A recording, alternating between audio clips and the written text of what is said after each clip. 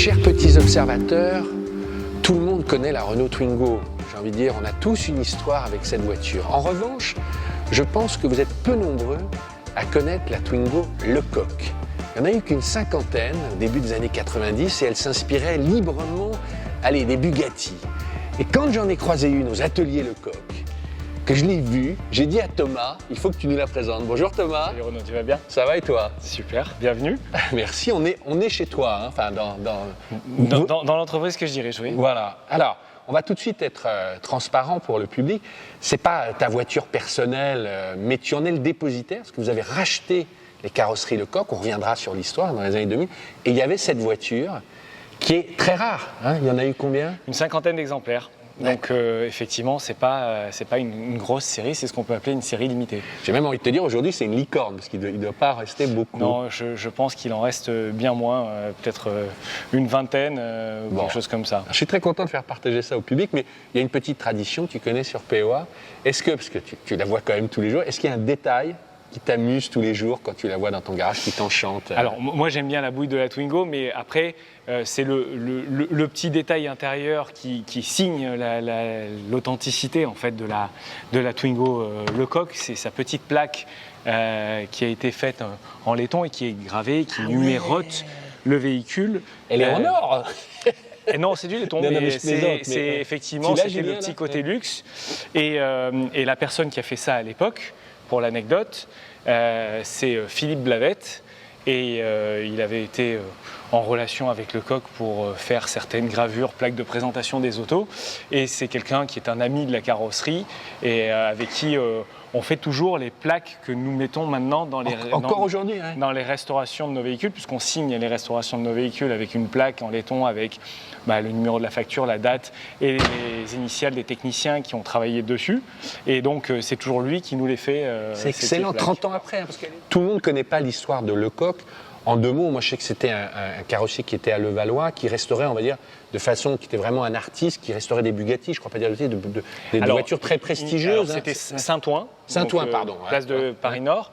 Et on était, donc Lecoq est historiquement un carrossier de quartier qui, avec la sollicitation de ses amis proches qui avaient des voitures à restaurer, est devenu et a pris vraiment goût à la restauration des véhicules de collection, jusqu'à en devenir son exercice favori, et donc en devenir une référence dans le monde, puisque effectivement à l'époque ces voitures qu'il restaurait en majeure partie c'était des Rolls-Royce, des Bugatti, Hispano-Suiza et toutes ces grandes autos, et donc et vous avez repris ces ateliers en 2004, c'est ça? 2006, on a racheté la carrosserie Lecoq, et donc depuis 2006 on a investi les lieux à Saint-Ouen initialement, puis en 2010 on a déménagé ici dans ce nouvel établissement. On ira faire un petit tour. Bien sûr.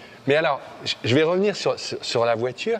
Qu'est-ce qu'il avait fait? Parce qu'à l'époque, il n'y avait pas de Twingo initiale. Hein. Je crois qu'il y avait juste la Super 5 Baccarat. Et pourquoi il a eu cette idée et qu'est-ce qu'il a fait? Il y avait deux séries. On tourne autour. Une c'était la Kenzo, et après il y a eu une autre série qui était un peu particulière, mais il n'y avait pas encore l'initiale.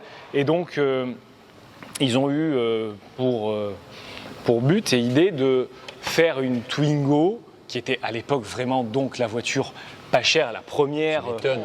C'était cette petite voiture, petite citadine, très simple, très facile à conduire, relativement confortable.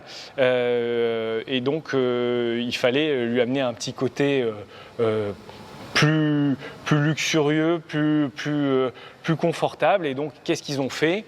Ils ont déjà transformer toute la sellerie intérieure, puisque on voit que les panneaux et les sièges sont entièrement en cuir. Ils ont rajouté un accoudoir qui s'ouvre en plus. Qui s'ouvre, oui. Alors c'est dans l'autre sens, mais bon. Qui s'ouvre. Il s'ouvre, tout ça gainé de cuir. Donc on voit la banquette arrière, hein, qui est elle aussi un petit peu moins utilisée, mais qui est dans un superbe état de conservation. C'est le génie de cette voiture, hein, c'est la place intérieure. On a plus de place que dans une Renault 25 là-dedans. Effectivement, avec cette banquette qui circule et qui permet aussi d'avoir un coffre plus ou moins grand. Et donc après, ils ont peint les plastiques, puisque la planche de bord n'était que dans une seule couleur, une espèce de gris-violet. Donc ça a été peint en noir. C'est pareil, les pare-chocs à l'époque, ils n'étaient pas peints. Donc ils en ont fait des pare-chocs peints. Outre la bande. Enfin, oui, parce que tu as commencé par l'intérieur, mais c'est vrai que on la reconnaît par l'extérieur, et donc ce flanc type Bugatti. Mais il y a aussi les jantes, puisqu'à l'époque c'était des jantes en tôle. Ouais. Et donc là ils avaient fait une série spécifique pour les Twingo Lecoq, avec le fameux sigle Bugatti que l'on voit là. Ouais. Là. Et ça, il y avait le logo Lecoq aussi. Il y avait le logo Lecoq, qui était fait comme ça. C'était le logo que vous avez conservé, on le voit là-bas au loin. Effectivement. C'était vraiment, on sait pourquoi il avait c'était quoi? C'était l'emblème français, Cocorico? Non, pas du tout. À l'époque, André Lecoq, quand il a commencé justement la carrosserie, il était, donc, comme je disais, un carrossier de quartier.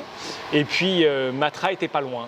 Et Matra est venu le voir pour réparer ces voitures en fibre de verre, puisque c'était les nouveaux matériaux de l'époque, et personne voulait se prêter au jeu de réparer ce type de voiture, ce type de matériaux, et Lecoq en a fait une de ses spécialités, et donc il est devenu le carrossier référent de Matra. Il a même construit un prototype de Matra dans ses ateliers, et donc l'association et le partenariat a fait que Lecoq de Matra et André Lecoq, avec son nom de sa carrosserie éponyme, voilà, ils ont joué le jeu et ils lui ont prêté le logo pour qu'il l'intègre à l'intérieur de son logo. Voilà.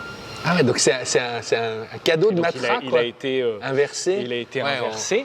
Je le remettrai, on ira le voir. Et c'est toujours votre emblème, hein? C'est toujours notre emblème. Il a été au fil des années un petit peu restylisé, mais pas beaucoup. Ouais. Et effectivement, c'est toujours notre emblème. Et ça, celui-ci, tout particulièrement, c'est celui qui ornait la façade de Saint-Ouen, qu'on voyait sur la façade et qui était éclairée. D'accord, on va refaire un petit tour. Je reviens sur la voiture. Quand il la sort, viens te mettre au volant, parce que l'espace, il est quand même... Aussi le volant qui a été gainé de cuir. Puis il y a du bois, t'oublies, c'était vraiment comme ça. Ça, c'était, tu sais, un peu façon Facel Vega, ces bois peints.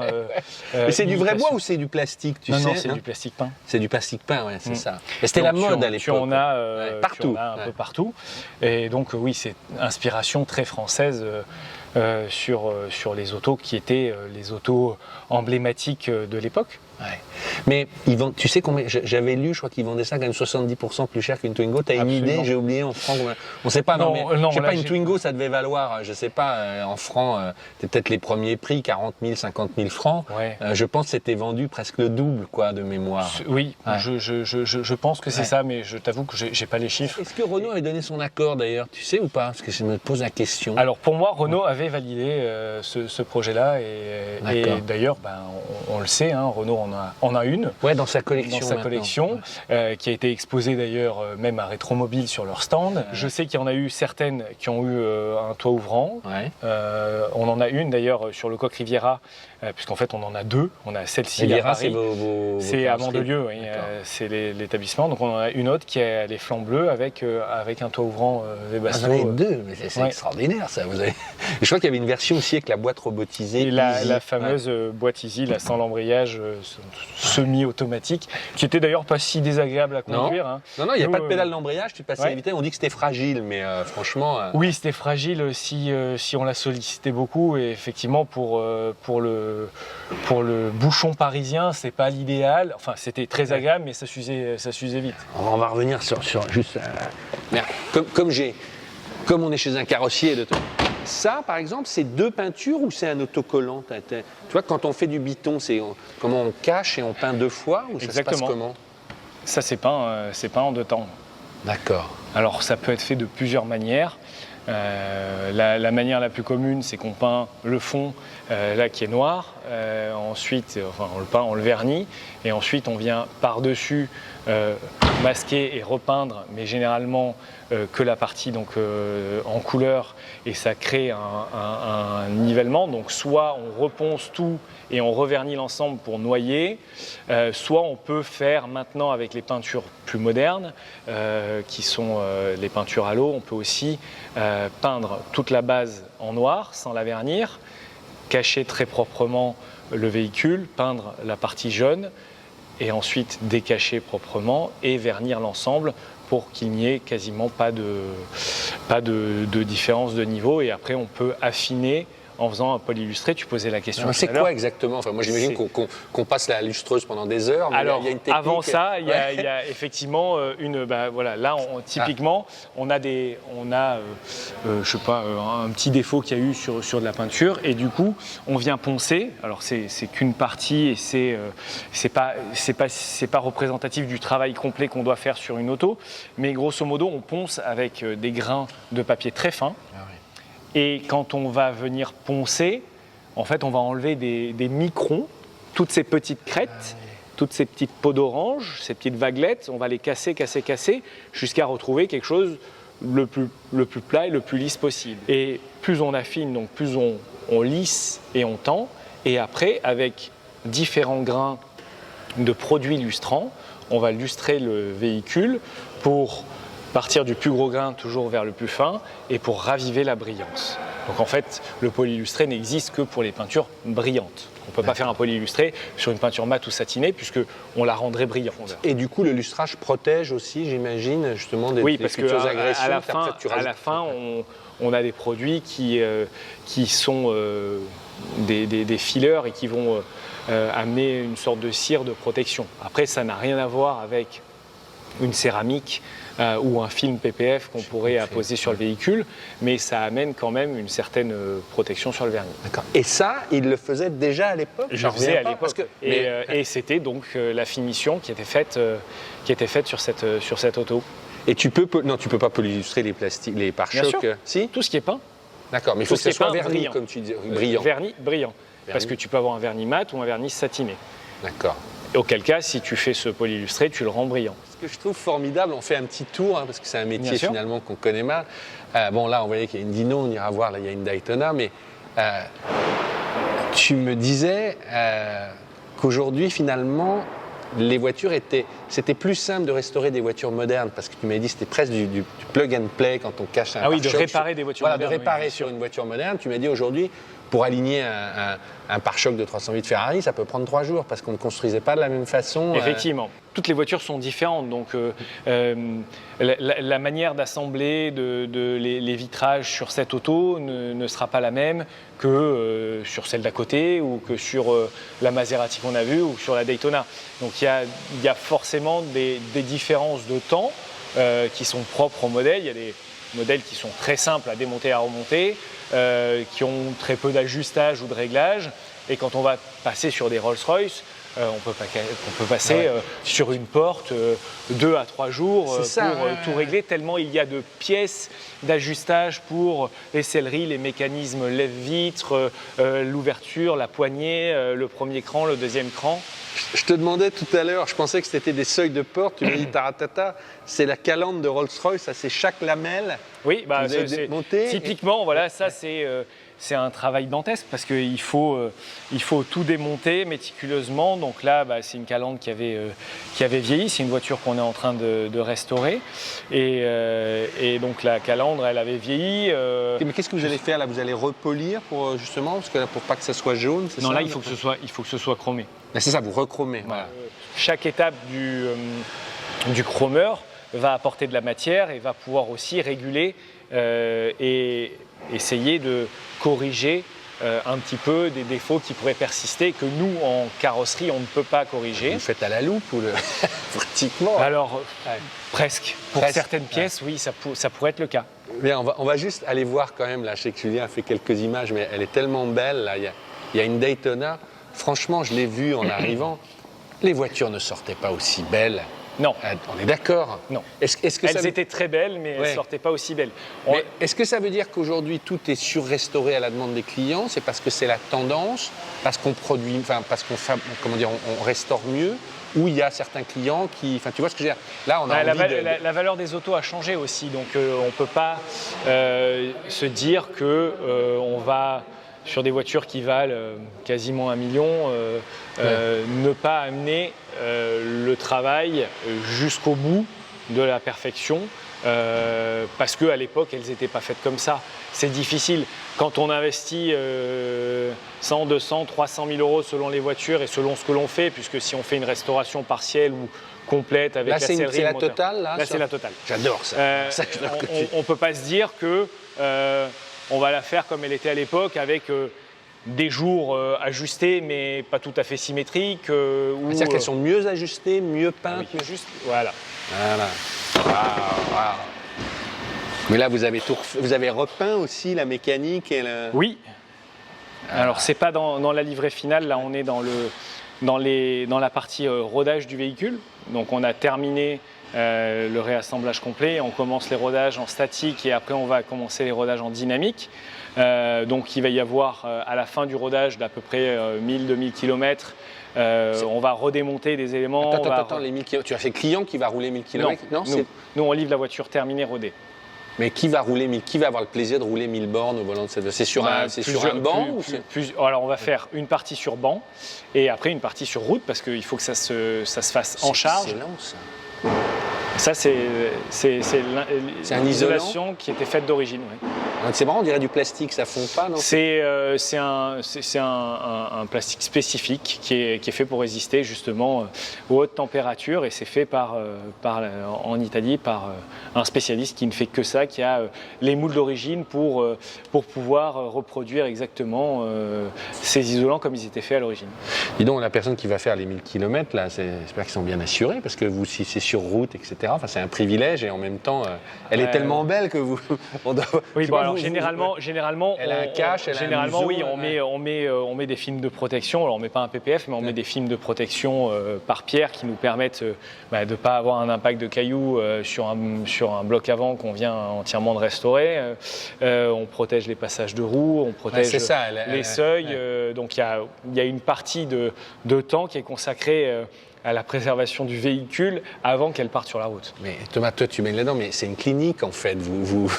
On essaie de faire en sorte que ce soit... J'essaie que les gens comprennent, voilà, un peu pour ce que ça représente aujourd'hui, mais c'est clinique, quoi. C'est de la chirurgie. C'est pas... On a l'image du taulier qui tape avec un maillet.